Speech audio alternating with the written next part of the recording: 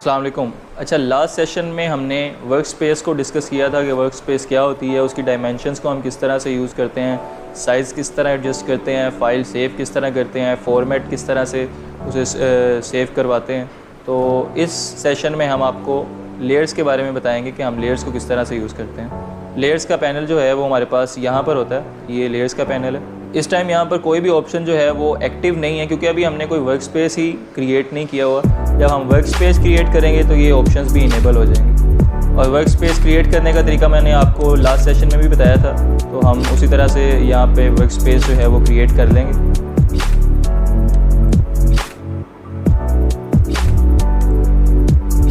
ये हमने एक वर्क स्पेस बना ली है और आप यहाँ पर देख रहे होंगे कि एक बैकग्राउंड लेयर यहाँ पर ऐड हो गई है। बैकग्राउंड लेयर क्या होती है? बैकग्राउंड लेयर एक्चुअली सबसे पहली लेयर होती है जिस पे हमने काम करना होता है। और इसके अलावा जो भी हम इमेज, टेक्स्ट या ऑब्जेक्ट यहाँ पर ऐड करेंगे वो हम हमेशा न्यू लेयर पर ऐड करेंगे और वो ऑब्जेक्ट ये बैकग्राउंड लेयर के हमेशा ऊपर वो लेयर आएगी।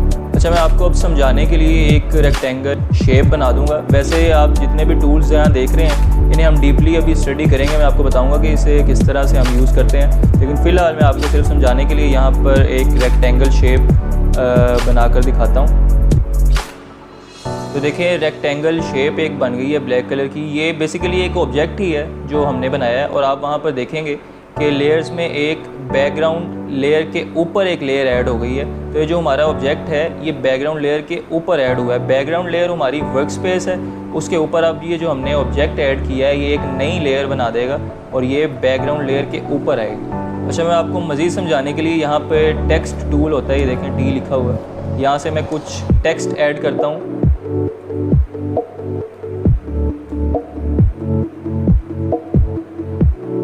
ये देखें, हमने हेलो वर्ल्ड टाइप किया यहाँ पर।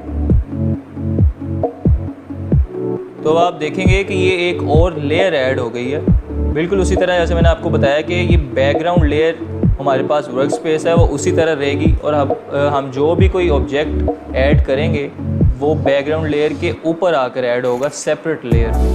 तो मैं आपको बताता चलूँ कि एडोब फोटोशॉप में हम जो भी काम करेंगे, मिसाल के तौर पर हम कोई इमेज ऐड करते हैं या कोई टेक्स्ट ऐड करते हैं, कोई शेप ऐड करते हैं, तो हम हमेशा वो न्यू लेयर पर बनाएंगे। हमेशा कुछ भी इस तरह से ऐड करने से पहले आप न्यू लेयर पर उसे बनाएंगे, वो आपको ऑब्जेक्ट यूज़ करने में आसानी होगी। अच्छा, हम सेपरेट लेयर क्यों बनाते हैं? ताकि हम इजीली उस लेयर को एडजस्ट कर सकें। जैसे देखें, सिर्फ हेलो वर्ल्ड की लेयर यहाँ पर क्योंकि सिलेक्ट टेक्स्ट वाली लेयर जो सिलेक्ट की हुई है, तो सिर्फ वही टेक्स्ट यहाँ पर हम मूव कर रहे हैं जो कि सिलेक्ट हुआ है। तो हम यहाँ पर सेपरेटली, अब ये जैसे देखें हमने रेक्टेंगल को सिलेक्ट किया है, रेक्टेंगल की लेयर, तो सिर्फ रेक्टेंगल ही यहाँ पर हम मूव कर रहे हैं, हेलो वर्ल्ड मूव नहीं हो रहा है। इसी तरह हम सेपरेटली इसे कलर भी कर सकते हैं अलग-अलग इस लेयर को।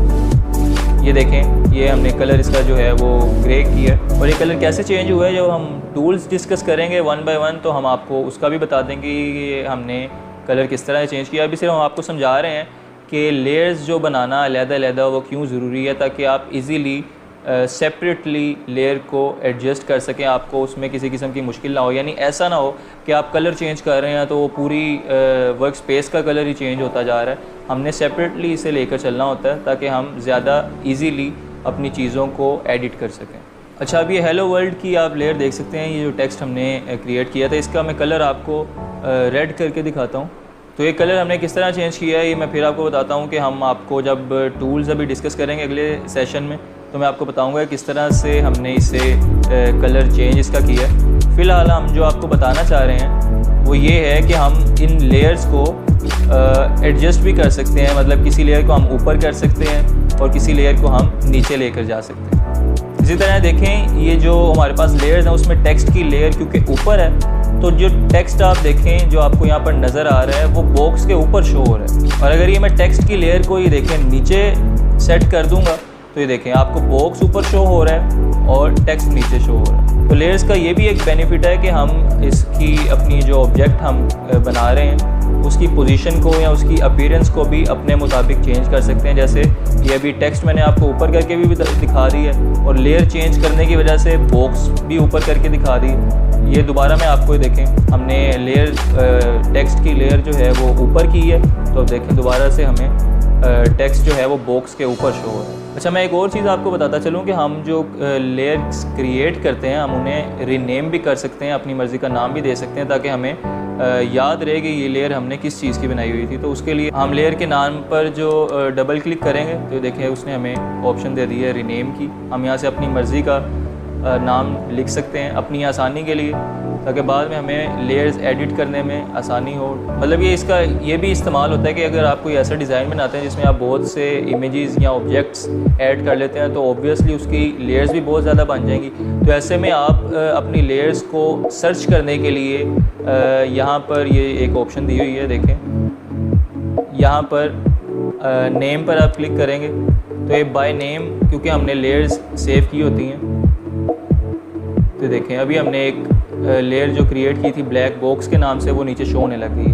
तो अगर आपके पास बहुत ज़्यादा लेयर्स हों उन्हें सर्च करने में भी आसानी रहती है। तो मैं आपको ये रिकमेंड करूँगा कि आप जब भी कोई लेयर बनाएं उसका नाम भी अपनी मर्ज़ी से रख लें ताकि दोबारा उसे फाइंड करने में और उस लेयर को एडिट करने में आपके लिए आसानी हो। आपको याद रहे कि ये जो आपने लेयर बनाई थी ये किस मकसद के लिए बनाई थी या इसमें आपने किस चीज़ को स्टोर करवाया हुआ है, ताकि आपको एडिट करने में आसानी हो। अच्छा, तो हमने लेयर को रीनेम किस तरह करना है वो मैंने आपको बता दिया है, उसे सर्च किस तरह करना है वो भी मैंने आपको सिखा दी है। तो ये नेक्स्ट ऑप्शन ये हमारे पास ये देखें टैब है, इन्हें ब्लेंडिंग मोड्स कहते हैं। और इसे समझने के लिए हम कुछ इमेजेस डाउनलोड कर देते हैं ताकि मैं आपको बेहतर तरीके से समझा सकूं। पहले जो हमारे पास ऑब्जेक्ट जो भी हमने ऐड किए हैं इसे डिलीट कर देंगे। और डिलीट करने के लिए देखें हम लेयर को ड्रैग करके ये डिलीट की एक डस्टबिन ऑप्शन है, इस पर क्लिक करेंगे तो ये यहाँ से डिलीट कर देगा। अब अपने ब्राउज़र की तरफ चलते हैं, ब्राउज़र ओपन कर लेते हैं और यहाँ से कुछ इमेजेस जो है वो डाउनलोड कर लेते हैं।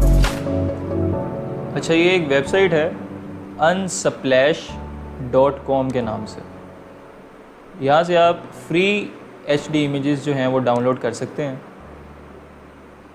तो मैं यहाँ पे अपनी मर्ज़ी से कोई 2 इमेजेस डाउनलोड कर लेता हूँ।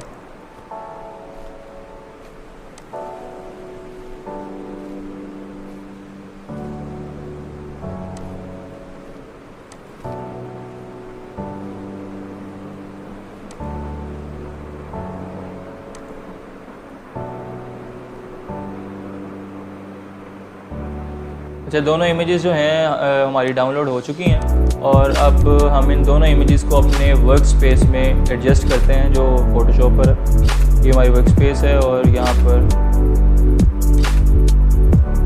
हम इसे एडजस्ट करेंगे इसके साइज़ को। जैसा मैंने आपको कल भी बताया था कि हम इसको एडजस्ट करने के लिए आल्ट और शिफ्ट को दबाएंगे और इसकी किसी भी नोट को हम ड्रैग करेंगे तो वो एडजस्ट हो जाएगी। हम अपनी मर्ज़ी से उसे एडजस्ट कर सकते हैं। तो ये हमने जो इमेज है उसके साइज़ को एडजस्ट कर दिया और ये देखें उसकी लेयर भी वहाँ पर ऐड हो गई है ऑटोमेटिकली।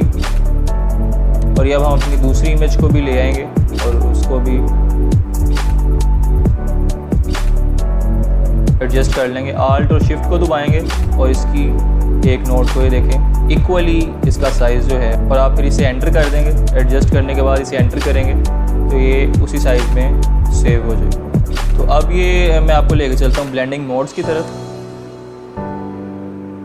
इसमें मुख्तलिफ जो हमारे पास मोड्स हैं ये डिपेंड करता है आपकी पिक्चर पर। मतलब ये जो मोड्स हैं ये किसी कलर को डिसेबल कर देंगे, किसी को इनेबल कर देंगे। तो ये आपके पिक्चर कलर्स पर भी बहुत डिपेंड करता है कि ये आपकी ऊपर वाली जो लेयर है और उसका नीचे वाली लेयर के साथ जो भी कलर कॉम्बिनेशन है ये उस पर इफ़ेक्ट पड़ता है। ये देखें यहाँ से हमने ये चेंज किया है तो ये दोनों इमेजेस का आपस में जो एक ताल्लुक़ है ये उसके कलर्स पर इफ़ेक्ट हो रहा है। ये दोनों इमेजेस आपको इसमें नज़र आ रही होंगी, ये देखें।